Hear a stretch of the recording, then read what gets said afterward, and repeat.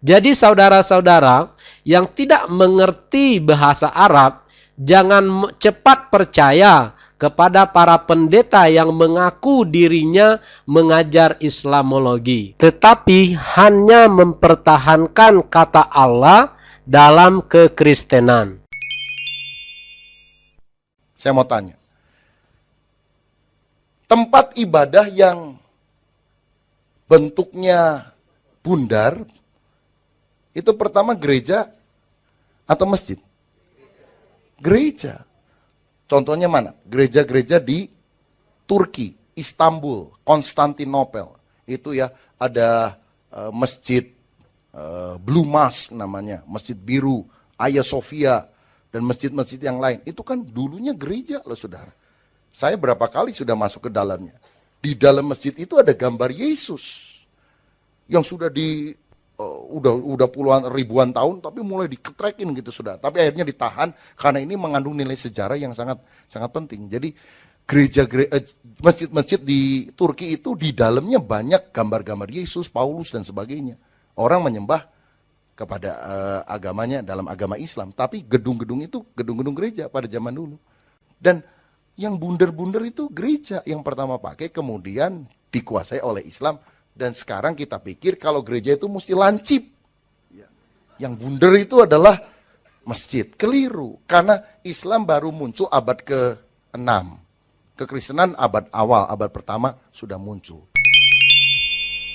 Justru dengan Bapak mengungkapkan bahwa gedung gereja itu bentuk awalnya berkubah, bukan lancip-lancip seperti yang ada sekarang ini, menunjukkan bahwa asal kebenaran dan firman itu berasal dari Timur Tengah, yaitu Ibrani, yang notabene adalah bangsa Yahudi, bukan dari Barat, Eropa, sehingga berkiblat ke Yunani, bukan Ibrani. Namun Timur Tengahnya bukan Arab loh. Termasuk istilah Allah, Al-Ilah, itu pertama-tama orang Kristen yang menggunakannya, orang Aram, Syria, orang Arab. Dengan demikian menyebutkan sebagai khusus untuk agama Islam adalah salah. Apakah kalau digunakan oleh mereka lalu tidak ada komplain, kemudian dianggap sebagai satu kebenaran? Kalau begitu, jika ada orang yang mencuri, tidak berdosa dong, karena tidak ada yang tahu dan tidak ada yang komplain, walaupun sudah ada firman yang mengatakan jangan mencuri. Mereka itu menggunakan kata Allah karena terpengaruh agama suku, seperti di Indonesia yang terpengaruh Islam, yang sudah terlebih dahulu datang ke Indonesia daripada Kristen yang dianggap sebagai agama penjajah, sehingga agar kontekstual dan bisa diterima, lalu meminjam Tuhannya umat Islam. Jelas ini keliru besar. Berikutnya, sebetulnya upaya kelompok yang menolak penyebutan Allah itu hanya menimbulkan perpecahan. Padahal ini hanya masalah bahasa, bukan masalah teologia. Kelompok Bapak lah yang keliru. Yahweh itu bukan bahasa, tetapi nama diri, Pak. Dan Bapak jangan menggunakan isu perpecahan gereja sebagai kasusnya. Sebelum nama Yahweh ramai dibicarakan orang Kristen yang mencari kebenaran sejati di Indonesia ini, perpecahan itu sudah ada loh Pak. Coba Bapak perhatikan sekarang ini, ada berapa merek sinode di Indonesia? Ratusan kan? Apakah itu bukan terjadi karena perpecahan gereja? Apakah itu akibat nama Yahweh? Tidak kan? Jadi jangan mengambing hitamkan Yahweh dong Pak. Kalau kita berkata jujur, kita pun sebenarnya akibat perpecahan yang dilakukan oleh Martin Luther. Bersatu melaksanakan amanat agung Yesus jauh lebih penting daripada sekedar mengganti-ganti Alkitab dengan kata Yahweh, Elohim, dan sebagainya, karena tidak mau menyebut nama Allah. Kami tidak mengganti loh Pak, tetapi memulihkan. Justru kelompok Bapak lah yang mengganti-ganti nama Tuhan. Dan Bapak pikir dengan kami memulihkan nama Yahweh, berarti kami tidak melaksanakan amanat agung Yeshua untuk memberitakan kabar keselamatan. Pendapat itu sangat keliru loh Pak. Justru dengan mengerti siapa Yahweh, yaitu Tuhan Sang Pencipta yang turun menjadi Yesua, sangat mudah memenangkan jiwa loh Pak. Nah saudara-saudara, nomor 15 di halaman 3, adapun nama Allah merosot pada zaman dahiliyah dan dipakai untuk menyebut dewa air bangsa Arab bisa saja terjadi. Namun tetap ada orang Arab yang disebut kaum Hanif atau Hunafa yang mengacu pada nama dalam pengertiannya yang semula, yaitu keyakinan monoteisme zaman kuno yang berpangkal pada ajaran Ibrahim dan Ismail. Saudara tahu Ismail itu kan melahirkan orang-orang Arab beragama Islam. Bapaknya siapa? Abraham. Konsep Allahnya kan satu. Diajarkan oleh Abraham, diterima oleh Ishak, diterima oleh Ismail. Sama aja saudara sekalian. Tadi Bapak katakan konsep Allahnya satu. Yang Bapak maksud dengan kata Allah dari kalimat konsep Allahnya satu, itu dalam kapasitas sebagai sebutan, bukan nama kan Pak? Dianggap sebagai sinonim dari kata Tuhan. Sebab kalau nama jelas keliru besar. Sebab Abraham, Yitzhak dan Yakub dan Ismail, baik secara historis, teologis, etimologis maupun arkeologis, tidak pernah mempunyai Tuhan bernama Allah. Namun kata Allah tidak pernah menjadi sinonim dari kata Tuhan untuk bahasa Indonesia atau budaya Indonesia. Sebab Allah itu nama diri dari sesembahannya umat Islam. Untuk mengadopsi suatu kata asing menjadi bahasa Indonesia, seharusnya memenuhi kriteria-kriterianya, yaitu bisa diterima oleh semua suku dan agama di Indonesia. Misalkan kursi yang berasal dari bahasa Arab al-kursi, semua agama dan golongan di Indonesia mempunyai persepsi yang sama untuk arti dari kata tersebut. Termasuk misalkan seperti almari, itu juga mempunyai arti yang sama, baik persepsi oleh golongan serta agama yang berbeda di Indonesia. Sedangkan kata Allah tidak pernah dipakai oleh agama Hindu dan agama Buddha di Indonesia dan di belahan dunia manapun untuk sinonim dari kata Tuhan.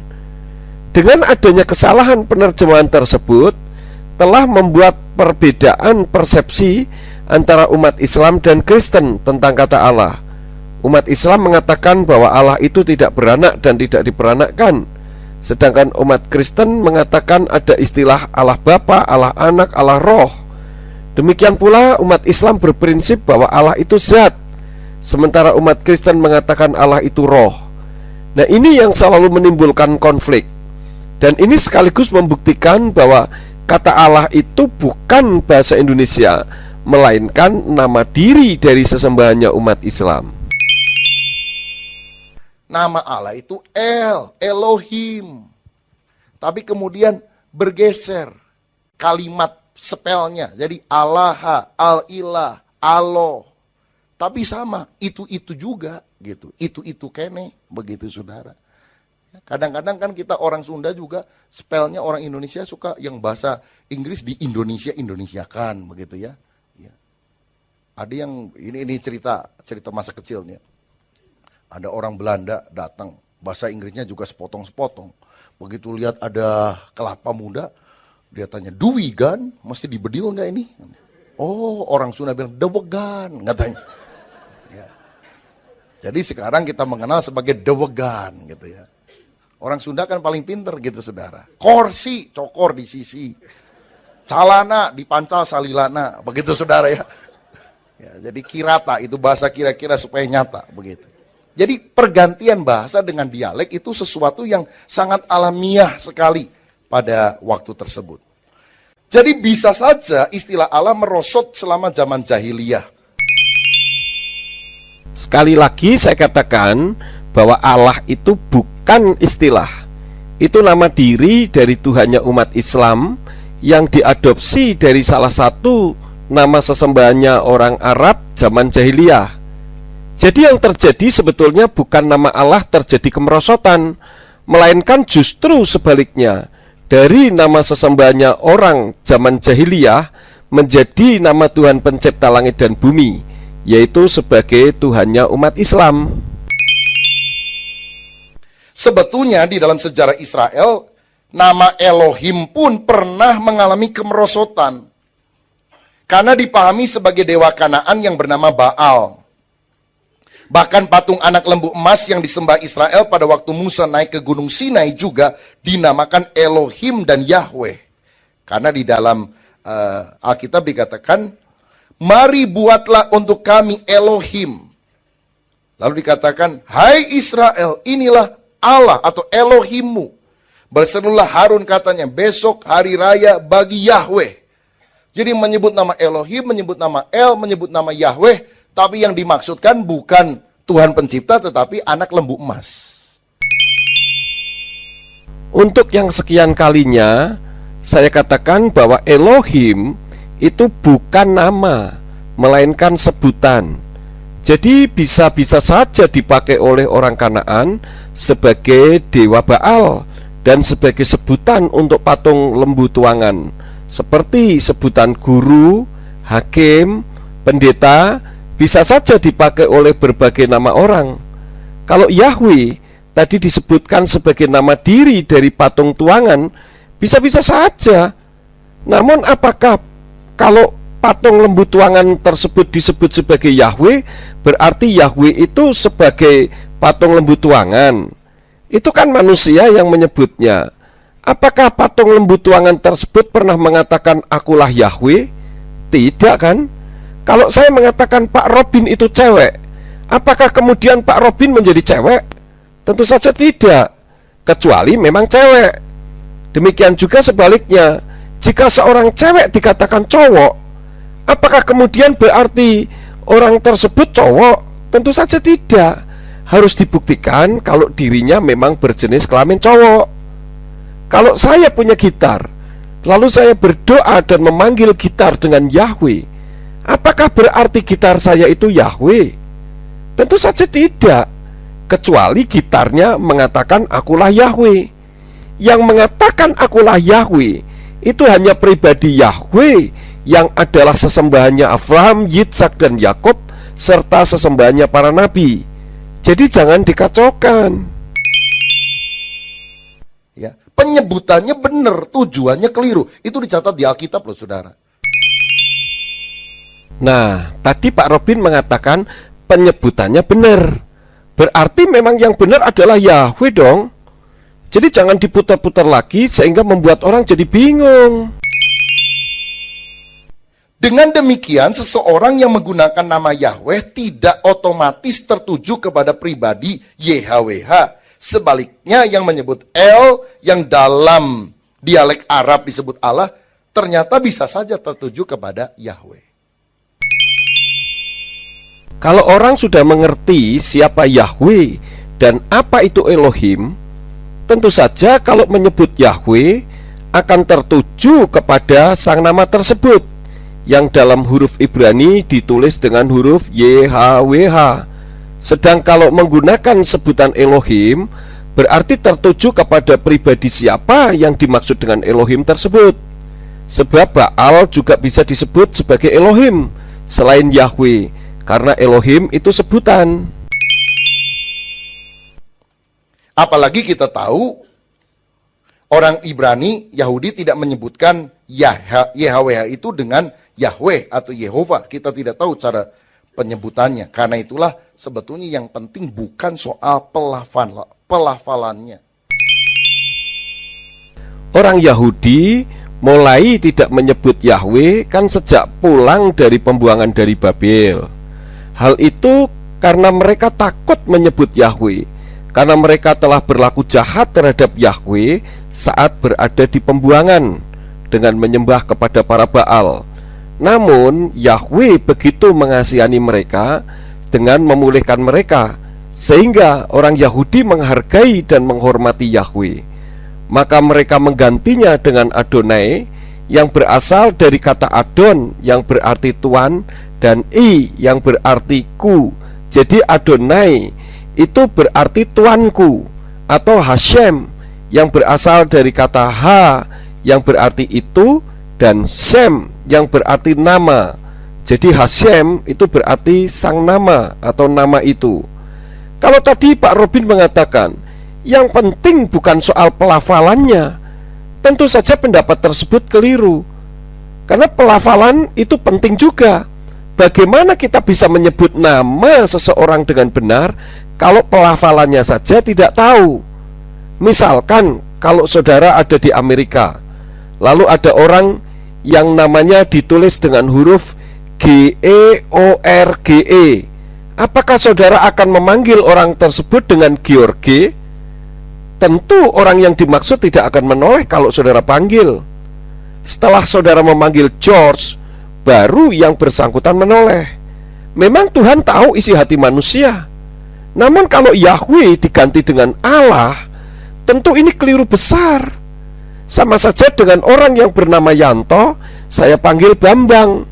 Karena Yahweh dan Allah itu dua pribadi yang berbeda, seperti Yanto dan Bambang itu dua pribadi yang berbeda.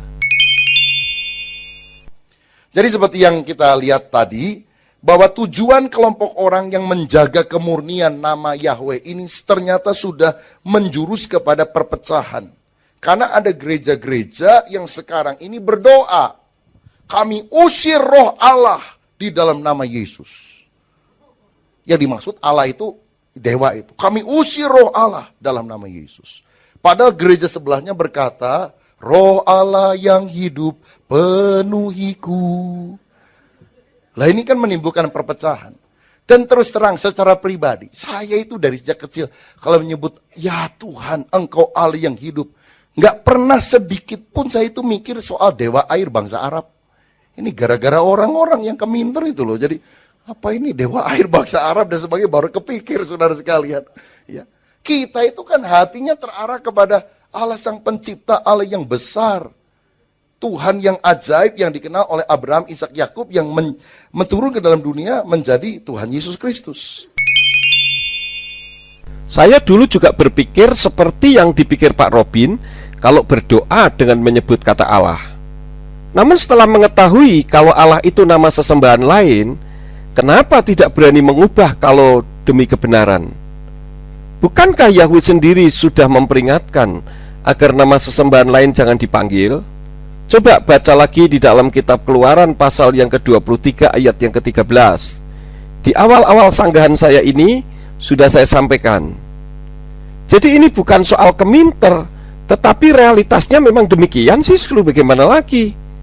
Kenapa sekarang tidak ada orang Kristen yang memuji Tuhan dengan pujian Kumbaya My Lord? Padahal dulu lagu tersebut sangat populer di gereja-gereja. Karena sudah ada seorang hamba Tuhan yang menyelidiki kalau Kumbaya itu ternyata nama dewanya orang Afrika. Lalu kemudian sejauh ini di Indonesia belum pernah ada kasus konflik yang melibatkan Islam Kristen yang dipicu soal nama Allah. Dan gereja seharusnya bersatu melaksanakan amanat agung dari Tuhan Yesus Kristus. Pak Robin jangan menutupi realitas bahwa umat Islam memang tidak suka kalau orang Kristen dan Katolik menggunakan Allah dalam ibadahnya. Berapa banyak gereja-gereja dibakar? Apakah orang Islam gila tanpa sebab membakar gereja? Hal itu karena mereka tidak suka orang Kristen dan Katolik menggunakan nama sesembahan mereka yang bernama Allah dalam kekristenan. Sebab akan menimbulkan kontradiksi dari satu kata yang dipakai dalam dua versi. Orang Islam katakan bahwa Allah itu zat, orang Kristen katakan Allah itu roh. Nah ini saja sudah menimbulkan perbedaan tajam. Belum lagi dalam surat 112 Al-Ikhlas ayat 1-3 yang mengatakan Qul huwallahu ahad. Katakanlah Allah itu Esa, Allahu Samad. Allah adalah Tuhan yang bergantung kepadanya segala sesuatu.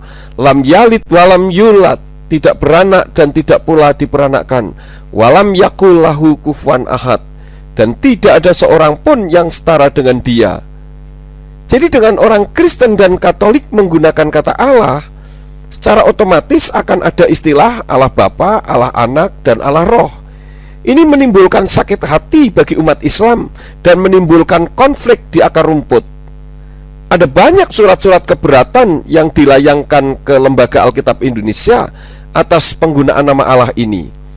Seperti surat dari Majelis Taklim Al-Rod tertanggal 28 Mei tahun 2004 dan surat dari Ikatan Mubalik seluruh Indonesia tertanggal 1 November tahun 2004 yang sempat menghebohkan itu. Belum naskah-naskah yang mengutarakan bahwa kata Allah itu tidak bisa digunakan dengan sembarangan oleh agama lain. Contohnya dalam majalah Sabili nomor 14 tahun yang ke-11 tanggal 30 Januari tahun 2004 atau tanggal 8 Zulhijjah tahun 1424 halaman 58 dengan judul Allah dan Elohim, dan koran Jawa Pos Minggu Pahing tanggal 23 September tahun 2001 dengan judul Tuhan Kepercayaan dan sebagainya. Masih banyak yang lain lagi. Berikutnya, saudara, Bapa Sorgawi tahu hati manusia yang menyembahnya dengan bahasa, istilah, dan nama yang berbeda. Lagi pula umat Kristen telah mengenal Allah itu dalam nama Yesus. Jadi saudara, saya yakin begini, kita boleh saja menyebut dia dengan istilah Gusti, Pangeran, Debata Mula Jadi Nabolon, God, Allah, Tuhan, apapun. Bahkan saya tidak anti kalau orang menyebut Yahweh, karena memang itu ada di Alkitab.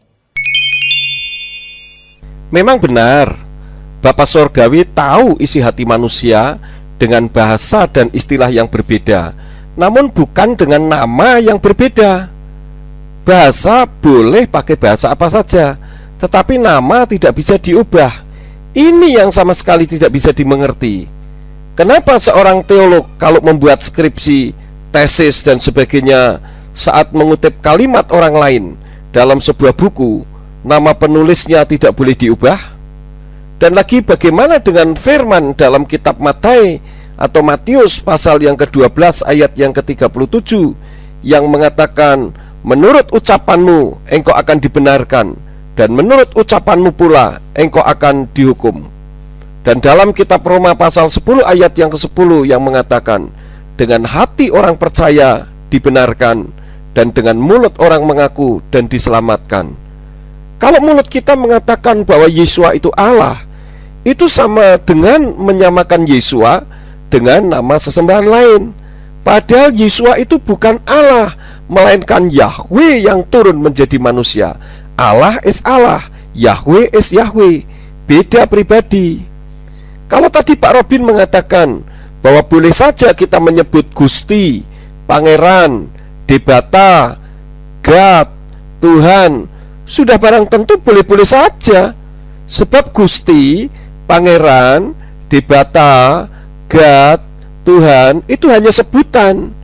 Coba perhatikan, mana ada Tuhan bernama Gusti? Mana ada Tuhan bernama Pangeran? Mana ada Tuhan bernama Debata?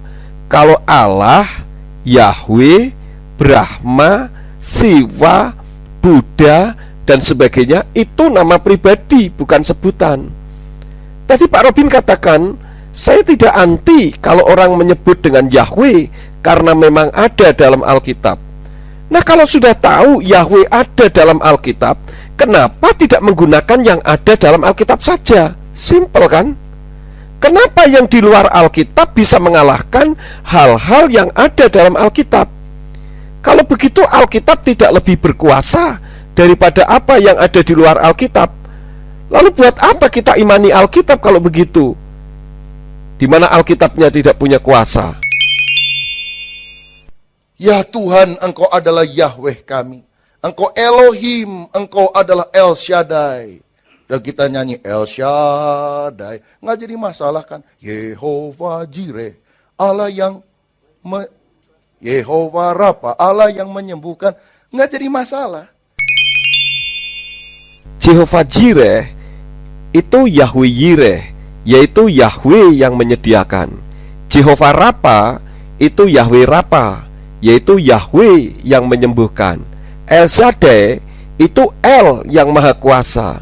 Lalu kenapa kok tadi mengatakan orang Yahudi tidak menyebut, tetapi malah dinyanyikan semua orang Kristen? Hal itu sebenarnya karena tidak mengerti siapa sebenarnya yang disebut-sebut dalam nyanyian dengan Jehovah. Itu kan Yahweh dalam logat Inggris. Kalau orang mengatakan haleluya, itu kan dari kata halelu yang berarti pujilah, dan Yah itu merupakan kependekan dari Yahweh. Jadi haleluya itu artinya pujilah Yahweh. Lah kalau tidak berani menyebut Yahweh, ya seharusnya jangan mengatakan haleluya dong. Tidak mengapa kita menyebut dengan nama Yahweh, Elohim atau apapun. Tetapi jangan menghakimi orang yang kalau dia berkata, ya Tuhan engkau Allah yang hidup, nyembah dewa lu, masuk neraka. Tidak begitu saudara-saudara. Sebenarnya tidak ada yang menghakimi, melainkan karena secara arkeologis, teologis, historis maupun etimologis, semua mengacu kepada kebenaran itu. Dan itu tidak bisa disangkal karena sebuah realitas. Justru yang menghakimi itu adalah kelompok Bapak. Ada orang menyebut Yahweh langsung dihakimi dan dianggap saksi Yehuwa. Justru saksi Yehuwa masih memakai kata Allah dan tidak menerima Yesua sebagai Tuhan. Jadi jangan dipukul rata. Karena Bapa melihat hati yang mengasihi pribadinya, bukan hanya karena soal pelafalan namanya. Sebaliknya memakai nama Yahweh atau Elohim tanpa menghormati pribadinya sama dengan mencemarkan namanya. Seperti tadi contoh, menyebut nama Yahweh, Elohim, tapi yang disembah siapa? Anak lembu emas. Sudah barang tentu kalau menyebut Yahweh, ya pribadi Yahweh yang dituju, bukan yang lain. Lalu di mana letak tidak menghormati namanya itu? Mengenai statement Pak Robin yang mengatakan Tuhan tahu isi hati, saya sudah bahas di depan. Jadi silahkan baca lagi di dalam Roma pasal 10 ayat yang ke-10. Kalau mengasihi pribadinya, kenapa yang dipanggil-panggil pribadi sesembahan lain memanggil namanya saja tidak mau? Mana bukti kasihnya? Seperti Israel yang menyebut El atau Elohim dan Yahweh tapi tidak hidup menurut jalannya, sehingga Allah merasa jemu dan jijik akan korban bakaran mereka, bahkan kemudian mereka dihukum oleh Dia. Ya, karena itu kita tidak boleh bersikap fanatik soal hal-hal semacam ini. Mungkin ada beberapa bisik-bisik, beberapa juga bisa datang ke gereja, ada yang sudah banyak kasih traktat sama saya, kasih Alkitab, kasih apa dan sebagainya. Ada yang pakai nubuatan, Pak. Tuhan bicara, jangan sebut Allah, itu dewa dan sebagainya. Masalah kehidupan bangsa Israel, Pak Robin sudah mengungkapkan bagaimana mereka menyebut Yahweh, Elohim, dan El, tetapi tidak hidup dalam kebenaran. Nah, statement ini saja membuktikan kalau Pak Robin sebenarnya tahu kalau mereka itu menyebut Yahweh juga kan. Tapi tadi kenapa di depan mengatakan orang Israel tidak memanggil Yahweh? Dan kalau orang menyebut Yahweh tetapi hidupnya tidak benar, itu kan urusan pribadi orang tersebut. Sama saja dengan orang yang memanggil Allah tetapi hidupnya kacau. Apa tidak ada? Banyak. Orang-orang yang menyebut Allah tetapi menipu, korupsi juga banyak. Saya waktu pertama kali memproklamirkan nama Yahweh, saya dipecat oleh sinode dan diusir dari pastori oleh orang-orang Kristen yang menyembah Allah pada pukul 8.30 malam. Preman saja tidak melakukan sekeji itu. Apakah ini perbuatan yang baik? Saudara-saudara, kita harus mengerti latar belakang yang ada. Bahkan dalam 1 Korintus 8 dikatakan, tidak ada berhala di dunia dan tidak ada Allah lain daripada Allah yang esa. Sebab sungguh pun ada apa yang disebut Allah baik di surga maupun di bumi, dan memang benar ada banyak Allah, ilah maksudnya, dan banyak Tuhan yang demikian. Namun bagi kita hanya ada satu Allah saja, yaitu Bapa, yang daripadanya berasal segala sesuatu yang untuk Dia kita hidup, dan satu Tuhan saja, yaitu Yesus Kristus, yang olehnya segala sesuatu telah dijadikan dan yang karenanya Dia kita hidup. Bagi saya secara sederhana, Allah itu sudah memperkenalkan diri melalui Yesus Kristus. Yesus itu berasal dari kata Yehovah Hosea. Allah itu penyelamat. Pak Robin keliru. Allah tidak pernah memperkenalkan dirinya melalui Yesus Kristus, karena Allah itu nama sesembahannya umat Islam. yang memperkenalkan diri melalui Yeshua HaMasyiah, yang selama ini kita kenal dengan Yesus Kristus, adalah Yahweh. Karena Yeshua itu adalah Yahweh dalam wujud manusia. Dia pemilik sorga yang turun ke dunia untuk berfirman kepada manusia. Dan Yesus itu bukan berasal dari kata Yehova Hosea atau Allah itu penyelamat. Jangan menyamakan Yeshua dengan Allah, karena ini dua pribadi yang berbeda. Pribadi yang selama ini kita kenal dengan Yesus itu berasal dari kata Ibrani yang terdiri dari huruf Yod, Sin, Waw, Ayin. Semua kitab perjanjian baru yang berbahasa Ibrani seperti Dutilet Hebrew, Munster, Krefot, dan Hafrit Hakadasa menulis dengan huruf yang sama, dan keempat huruf tersebut membacanya Yeshua. Ada sementara orang yang mengatakan bahwa Yeshua itu berasal dari kata Yahweh dan Shua, sehingga disebutnya Yahshua. Namun hal itu keliru. Yang benar Yeshua. Huruf Ibrani Yod di depan merupakan bentuk sedang seperti to being dalam bahasa Inggris, dan Shua dari Sin Waw Ayin berasal dari kata dasar Safa yang berarti menyelamatkan atau keselamatan. Jadi Yeshua merupakan pribadi Yahweh sendiri yang menjadi manusia dan sedang berfirman dalam misi menyelamatkan manusia, atau keselamatan yang sedang dilakukan di dalam diri Yeshua, seperti dalam kitab Matius pasal 1 ayat yang ke-21 yang berbunyi, Wehi yoledet ben wekarata et smo Yeshua kihu Yosia et amo mekatotaihem, yang artinya ia akan melahirkan putra dan engkau akan menamakan dia Yeshua, karena dialah yang akan menyelamatkan umatnya dari dosa mereka. Kalau saudara menonton film The Passion of the Christ, saudara akan menemukan berkali-kali nama Yeshua diucapkan, bukan Yesus. Itu satu-satunya film berbahasa Ibrani yang berhasil masuk dan diputar di Indonesia. Dalam situs internet yang beralamat di http://www.messianic.com/articles/yeshua.htm, ada artikel nama Yeshua sebagai berikut. Yeshua is the original Hebrew proper name for Jesus of Nazareth, a Jewish rabbi and more who lived from about 6 BCE to 27 CE or Anno Domini. In the words, Yeshua was the name his mother called him when Sarah called him for supper. Jadi kalau sudah menyebut nama Yesus, ya Tuhan Yesus, ketritunggalan Allah itu ngerti, saudara. Doa kita itu ditujukan kepada Allah Tritunggal, sehingga kita tidak perlu menjadi ekstrim dengan mengikuti pandangan-pandangan yang tidak pada tempatnya. Perlu saudara ketahui, istilah Tritunggal juga tidak pernah ada dalam firman Tuhan. Kita ini bukan penganut politeisme, melainkan monoteisme, sebagaimana Tuhannya umat Israel itu Esa. Coba kita baca di dalam kitab Ulangan pasal yang ke-6 ayat yang ke-4, bunyinya demikian. Sema Yisrael, Yahweh Elohenu, Yahweh Echad, yang artinya dengarlah Yisrael, Yahweh itu Elohim kita, Yahweh itu Esa atau satu. Jadi kalau mau memakai istilah tadi, yang benar itu sebetulnya bukan Tritunggal, melainkan Tunggal Tri.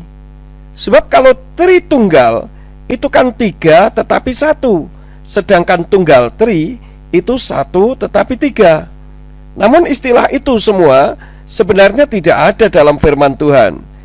Istilah Tritunggal itu diungkapkan oleh bapak-bapak gereja untuk memudahkan mencerna mengenai Tuhan kita yang Esa tadi, namun bukan untuk mengungkapkan keberapaan Tuhan, melainkan kebagaimanaan Tuhan.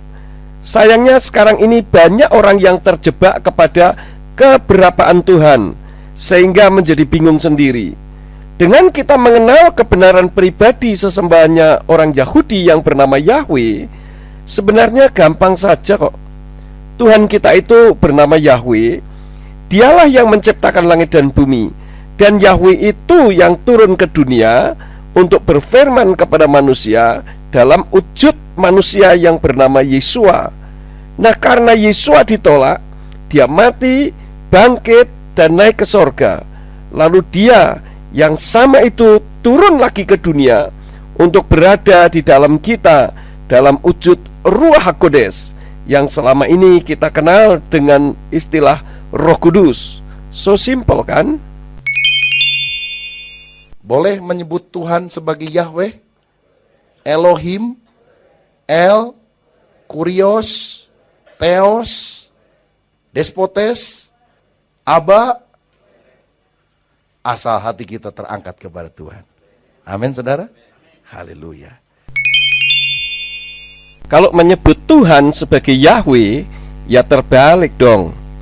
Kalau Yahweh disebut sebagai Tuhan, sebagai Theos, sebagai Elohim, sebagai Aba, dan sebagainya, baru benar dan bisa-bisa saja. Karena baik Theos, Elohim, Aba, Tuhan itu hanya sebutan. Baiklah saudara sekalian, kita akan melanjutkan dalam session ini dan kita akan membahas tentang Allah Tritunggal. Saudara-saudara, sebetulnya istilah Tritunggal tidak ada di dalam Alkitab. Tapi pengajaran tentang Allah Tritunggal itu Alkitabiah. Karena banyak sekali ayat-ayat yang menjelaskan tentang Allah Tritunggal di dalam firman Tuhan. Nah, secara sederhana, saudara, kita melihat bahwa kekristenan itu adalah agama monoteisme, menyembah kepada Allah yang satu, Allah yang esa. Ini menolak pandangan ateisme yang berkata Allah itu tidak ada, atau politeisme yang mengatakan banyak Allah. Kalau tadi Pak Robin mengatakan bahwa kita itu penganut monoteisme, ya istilahnya diganti dong. Bukan Tritunggal, tetapi Tunggal Tri. Tapi okelah. Karena ini tidak ada korelasinya dengan keselamatan, hanya cara pandang dalam memahami masalah ketuhanan saja. Allah yang esa itu terdiri dari 3 pribadi yang walaupun dapat dibedakan namun tidak dapat dipisahkan. Kalau 3 pribadi, berarti ada 3 Tuhan dong. Berarti politeisme. Kalau monoteisme, ya 1 pribadi dalam 3 wujud atau 3 manifestasi. Ketiga pribadi dari Allah yang Maha Esa, yaitu satu dalam hakikatnya, serupa dalam sifatnya, sama dalam kuasa dan kemuliaannya. Jadi bisa dibedakan Bapa, Anak, dan Roh Kudus, tapi tidak bisa dipisahkan satu dengan yang lain. Nah, tidak bisa dipisahkan satu dengan yang lain karena merupakan satu pribadi dalam 3 wujud atau 3 manifestasi. Karena itu menggunakan istilahnya Echad, yang artinya satu tetapi jamak. Ingat kalimat tadi, Sema Yisrael, Yahweh Eloheinu, Yahweh Echad, bukan Yakhid. Kalau manusia itu satu tetapi tunggal, yaitu Yakhid. Contohnya kalau manusia itu satu tetapi tunggal, begini saudara-saudara. Kalau saudara sekarang sedang mendengarkan Pak Robin Adi Abraham sedang berkhotbah di depan saudara, maka di tempat lain dalam waktu yang bersamaan, saudara tidak akan menemukan Pak Robin Adi Abraham yang sama. Namun kalau Tuhan yang Esa, itu Echad, maksudnya ketika Yahweh turun ke dunia menjadi Yesua, Yahwehnya ada, Yesuanya juga ada. Tapi itu dari satu hakikat, sifat, dan kepribadian yang sama. Itulah yang seringkali kita dengar dengan istilah omnipresent atau maha hadir. Di dalam Alkitab dengan jelas kita melihat ajaran tentang Allah Tritunggal, bicara soal pribadi Allah Bapa sebagai pencipta, pemelihara, dan juga penembus umatnya, sebagai Bapa bagi umatnya Israel, dan kemudian sebagai Bapa bagi orang percaya. Kemudian tentang pribadi anak Allah, kita melihat Dia disebut anak karena keberadaannya yang kekal seperti Bapa. Dia juga menyandang gelar ilahi yang sama dengan Bapa. Dia adalah Allah sejati yang menjelma menjadi manusia sejati, namun tetap memiliki hakikat ilahi yang sama dengan Bapa. Saya yakin begini saudara, waktu Yesus datang ke dunia sebagai manusia, dia Allah 100% dan manusia 100%. Maksudnya, dia tidak meninggalkan kealahan atau keilahiannya ketika dia datang sebagai manusia. Yang ditinggalkan adalah kemuliaannya. Karena ada yang mengatakan waktu Yesus datang ke dunia, dia menanggalkan keilahiannya. Kalau dia menanggalkan kealahannya, berarti dia hanya manusia 100% dan bukan Allah 100%. Allah itu Yesus itu 100% Allah, tetapi waktu dia datang ke dunia, dia juga menyelubungi dirinya dengan 100% manusia. Jadi tidak ada keilahian yang ditinggalkan. Penguraian Pak Robin tadi sudah benar. Namun konsep nama Tuhannya saja yang masih keliru. Saya tegaskan sekali lagi bahwa Yahweh itu bukan Allah Bapa, Yesua itu bukan Allah Anak atau Anak Allah. Dan sudah barang tentu Yesua itu bukan Allah, melainkan Yahweh dalam wujud manusia. Sebab ada yang bilang waktu Yesus disalib, dia berkata, Eli, Eli, lama sabatani, Bapa mengapa engkau meninggalkan aku? Eli, Eli, lama sabaktani artinya bukan Bapa mengapa engkau meninggalkan aku, tetapi Elku, Elku, mengapa engkau meninggalkan aku?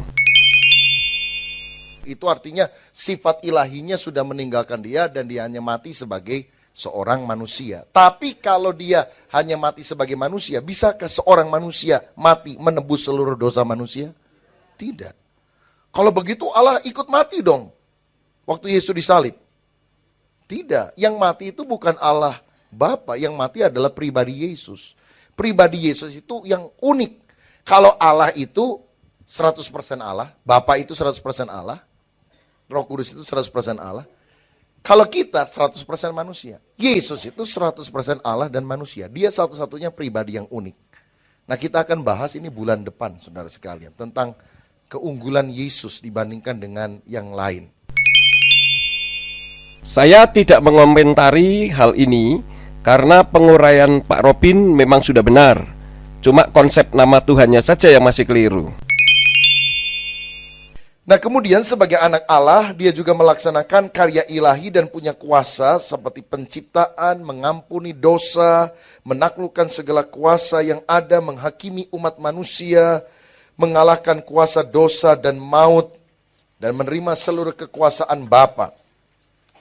Yesus Kristus adalah anak Allah yang memiliki sifat setara dengan Bapa. Dia punya kemuliaan yang kekal, kuasa yang supranatural, dan juga perkataannya kekal. Yesua itu bukan anak Allah, melainkan Yahweh dalam wujud manusia. Kemudian pribadi Roh Kudus diajarkan pula di dalam Alkitab. Roh Kudus adalah pribadi yang ilahi, setara dengan Bapa dan Anak, disebut sebagai Roh Allah. Ruach HaKodes atau Roh Kudus itu bukan roh Allah, melainkan roh Yahweh. Dia bukan hanya pengaruh atau kuasa, tetapi dia pribadi. Dia juga melaksanakan karya ilahi yang hanya bisa dilakukan oleh Allah, yaitu mencipta, membaru hidup, membangkitkan orang mati, memberi karunia rohani, menjamin keselamatan, menguasai hati dan pikiran manusia, mengilhamkan firman dan menyatakan Allah itu benar. Roh Kudus memiliki sifat ilahi yang setara dengan Allah Bapa dan Allah Anak. Ruach HaKodes bukan setara dengan Allah Bapa dan Allah Anak, melainkan roh Yahweh yang turun setelah Yesua naik ke sorga. Dia punya kuasa supranatural, kemuliaan yang kekal, dan Alkitab berkata mendustai Roh Kudus sama dengan mendustai Allah. Mendustai Ruach HaKodes bukan mendustai Allah, melainkan mendustai Yahweh. Jadi mengapa kemudian ada doktrin Allah Tritunggal? Karena Alkitab menunjukkan bahwa Bapa pencipta langit dan bumi itu adalah Allah. Bapa pencipta langit dan bumi itu bukan Allah, melainkan Yahweh. Baca di dalam kitab Yirmiyahu pasal yang ke-33 ayat yang kedua yang berbunyi demikian. Ko amar Yahweh Osa, Yahweh Yotzer Ota Lahakina Yahweh Semo, yang artinya, beginilah firman Yahweh yang telah menjadikan bumi dengan membentuk dan menegakkannya, Yahweh namanya.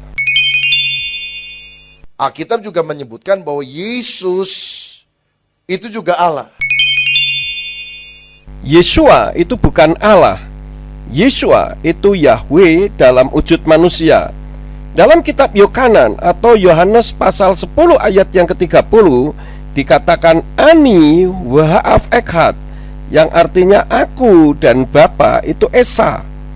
Dan di dalam Yohanan pasal yang ke-8 ayat yang ke-24 berbunyi Laken amarti lakem ki tamutu wakato taikem ki imlo ta'aminu fi ki ani hutamutu fakato taikem, yang artinya, karena itu aku berkata kepadamu bahwa kamu akan mati dalam dosa-dosamu, sebab jikalau kamu tidak percaya bahwa akulah dia, kamu akan mati dalam dosa-dosamu. Karena itu di dalam kitab suci The Hebraic Root Version untuk Filipi 2 ayat yang ke-11 ditulis demikian, And every tongue will confess that Yeshua the Messiah is Yahweh to the glory of Eloah his Father, yang artinya, dan setiap lidah akan mengaku bahwa Yeshua sang Mesias itu Yahweh bagi kemuliaan Eloah Bapanya. Lalu Roh Kudus itu juga Allah. Ruach HaKodes itu bukan Allah, melainkan Yahweh yang berdiam di antara manusia dan diam di dalam manusia. Loh, kalau begitu kok ada 3 Allah sepertinya? Maka kemudian dibuat doktrin Allah Tritunggal untuk menyelaraskan ini. Sebetulnya kita tetap mengakui Allah yang Esa.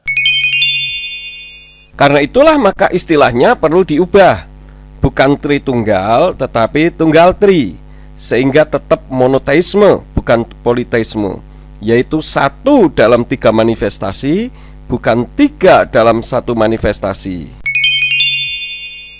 Dengarlah hai Israel, Allah itu Allah kita, Tuhan itu Allah kita, Allah itu Esa. Kasihlah Tuhan Allahmu dengan segenap hatimu. Tapi Esa itu bukan cuma tunggal 1, tetapi ada 3 pribadi yang berbeda. Ada kejamakan di dalam keesaan itu. Terjemahannya bukan begitu, tetapi dengarlah Israel, Yahweh itu Elohim kita, Yahweh itu Esa, dan kasihlah Yahweh Elohimmu dengan segenap hatimu. Tadi di depan sudah saya sampaikan ya. Dan sekali lagi saya sampaikan bahwa doktrin Tritunggal itu oleh bapak-bapak gereja dimaksudkan bukan untuk menyatakan keberapaan Tuhan, melainkan kebagaimanaan Tuhan. Karena belum memahami masalah Yahweh, maka manusia terjebak dengan keberapaan Tuhan sehingga jadi kebingungan sendiri. Jadi secara sederhana Allah Tritunggal itu dapat dijabarkan sebagai begini. Yang pertama, tolong slide tadi. Yang pertama, Bapa adalah Allah yang bersemayam jauh di atas kita. Surga adalah tahtaku, bumi adalah tumpuan kakiku, kata Tuhan. Betapa besarnya Tuhan. Dia adalah Allah yang bersemayam jauh di atas. Dia adalah pencipta langit dan bumi dan pemelihara alam semesta. Tapi kemudian Allah yang jauh itu telah turun mendekat, bahkan beserta dengan manusia. Itulah Immanuel, Yesus, Allah yang beserta dengan kita. Jadi pertama, Bapa adalah Allah yang bersemayam jauh di atas kita. Yang kedua, Anak adalah Allah yang dekat beserta manusia. Kita kenal namanya Yesus. Ketiga, Roh Kudus adalah Allah yang diam atau tinggal dalam diri orang percaya. Saya tidak akan menyanggah lagi hal ini karena sudah saya terangkan tadi. Pemahamannya memang benar dan sama. Cuman karena Pak Robin masih berpatokan ke Lembaga Alkitab Indonesia, jadi tidak sesuai dengan aslinya seperti apa yang Tuhan maksud.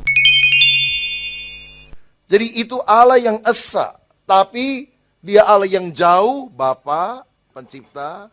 Dia Allah yang mendekat bersama dengan manusia pada waktu dia ada di Palestina.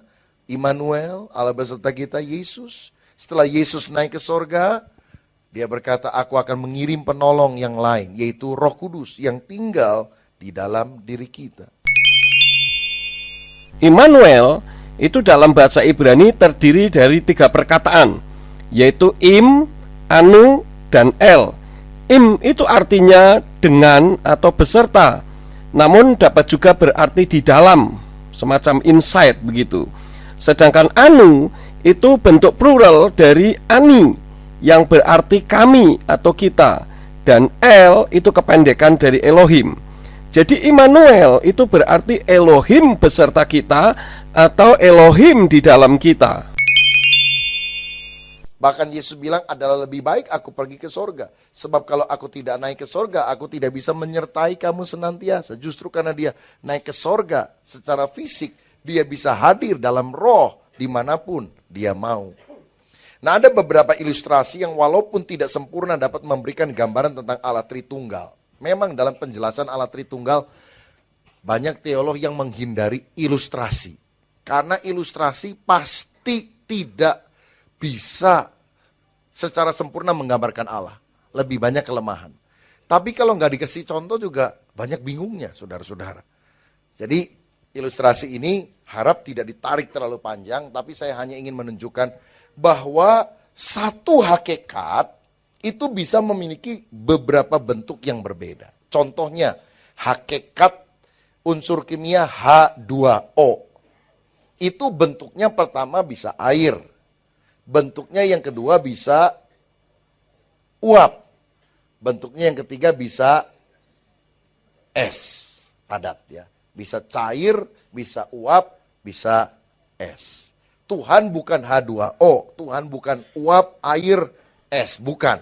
Tapi saya hanya ingin menunjukkan contoh bahwa ada satu hakikat, satu unsur yang bisa memiliki bentuk lebih daripada satu. Seperti H2O bisa menjadi air, atau es, atau uap.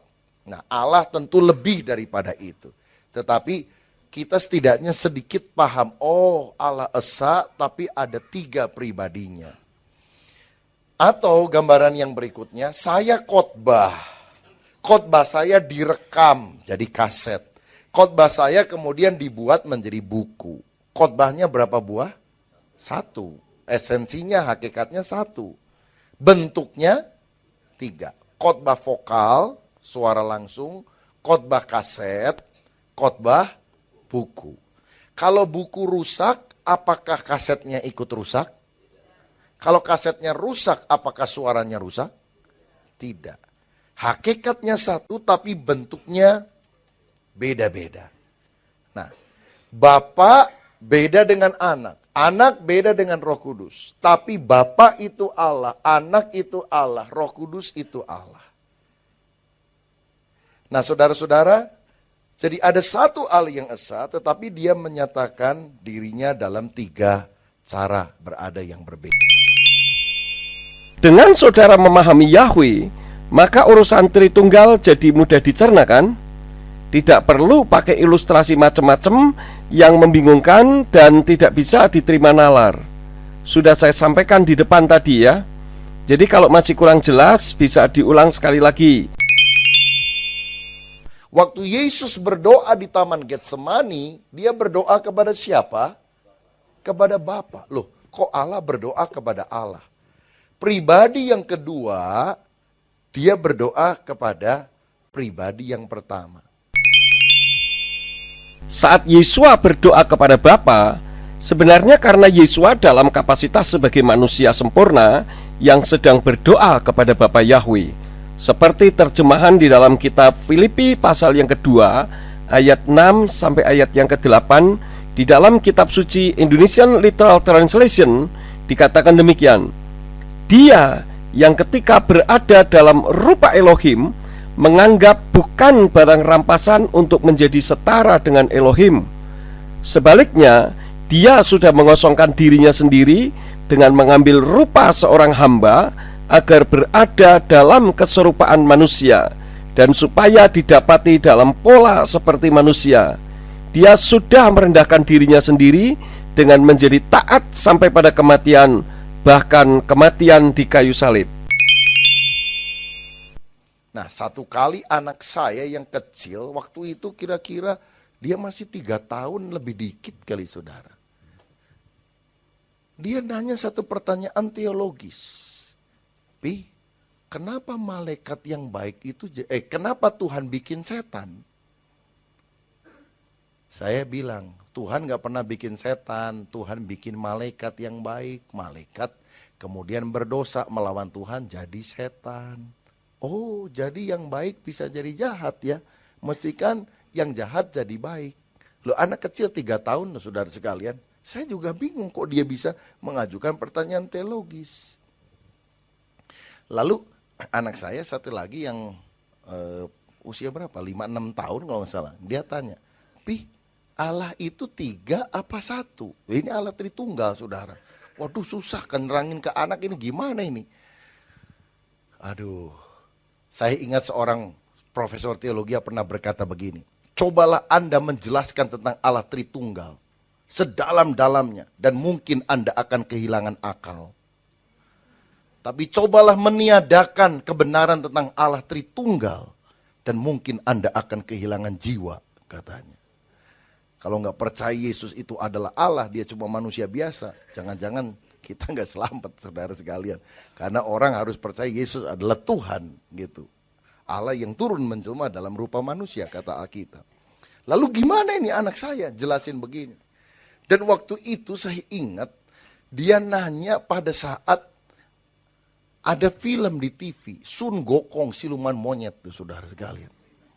Dan walaupun saya tahu tidak betul menggambarkan Allah seperti Sun Gokong Siluman Monyet, tapi demi keterbatasan anak yang nggak ngerti bahasa teologi, ya, ini antropomorfisme digunakan, begitu ya.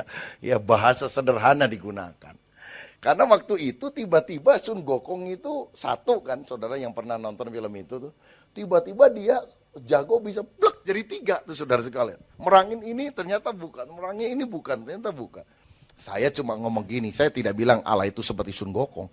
Tapi saya bilang gini, lihat gak film Sun Gokong? Sun Gokong aja 1 bisa jadi 3, apalagi Tuhan kan lebih hebat dari Sun Gokong. Langsung dia nangkep saudara sekalian. Oh iya ya, katanya. Saya tidak bilang Allah itu seperti Sun Gokong, tapi saya cuma bilang Sun Gokong aja 1 bisa jadi 3, apalagi Allah. Allah pasti lebih hebat dari Sun Gokong. Nangkep, tek, begitu.